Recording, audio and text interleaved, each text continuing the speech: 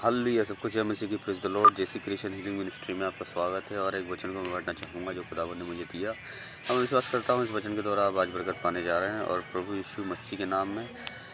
तो मत्ती 17 अध्याय और उसका 14वें पद से मैं पढ़ना चाहूँगा। लिखा हुआ है कि मिर्गी से पीड़ित बालक की चंगाई। जब वे भीड़ के पास आए तो एक मनुष्य यीशु के पास आया और उसके सामने घुटने टेक कर कहने लगा, ये प्रभु मुझ पर दया कर, क्योंकि उसे मुर्गी आती हैं और वो बहुत बीमार है और वे बार बार आग में और पानी में गिर पड़ता है। मैं उसे तेरे चेले के पास लाया, परंतु उसे चंगा ना कर सके। यीशु ने उत्तर दिया, विश्वासी और भ्रष्ट पीढ़ी के लोगों, मैं तुम्हारी कब तक सहता रहूँगा, मैं कब तुम्हारी सहता रहूँगा। उसे यहाँ मेरे पास ले आओ। यीशु ने दुष्ट आत्मा को डांटा और वे उसमें से निकल गई और उस घड़ी लड़का चंगा हो गया। इस वचन को पढ़े जाने से, सुने जाने से खुदा आपको आशीष दे। जब वो लड़का जिसे मिर्गी की बीमारी थी वो चेलों के पास आया, और जब वो चेलों के पास आया तो चेलों से चंगा ना कर सके। पर वो बाइबल हमें ये बताती है कि वो आग और पानी में बार बार गिर पड़ता था। जो दुष्ट आत्मा थी उसे आग और पानी में गिराती नहीं, वहाँ उसमें ले आती नहीं उसे, और उसमें गिर पड़ता था।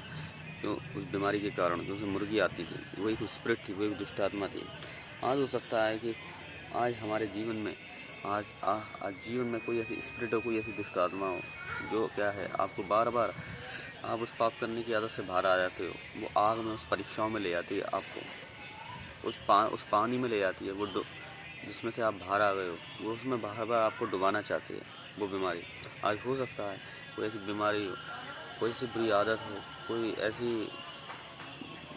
कोई ऐसी लत हो जिससे आप निकल गए हो और फिर उसमें आप दोबारा चले जाते हैं और फिर वो आपको उसी चीज़ में दोबारा ले जाता है। तो ये क्या है? ये एक बुरी स्पिरिट है जो हमारे जीवन में क्या करती है, काम करती है। पर खुदावन हमें अवॉइड करता है। पर वो चेले नहीं कर सके, उस दुष्ट आत्मा को नहीं निकाल सके। पर यीशु मसीह के पास जब वो आया तो क्या हुआ? उस बीमारी से उसने निजात पाई, इस बीमारी से जो छुटकारा पाया।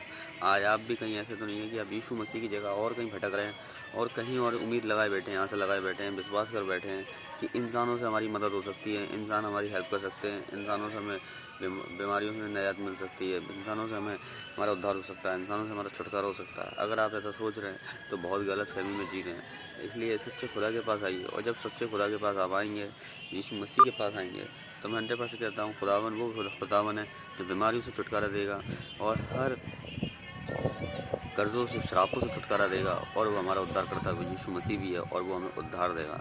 तो जब तक वो इंसान के पास आया वो बालक जो मिर्गी से पीड़ित था, तो उसे ना उद्धार मिल सका, ना वो अपनी बीमारी से चंगा हो सका।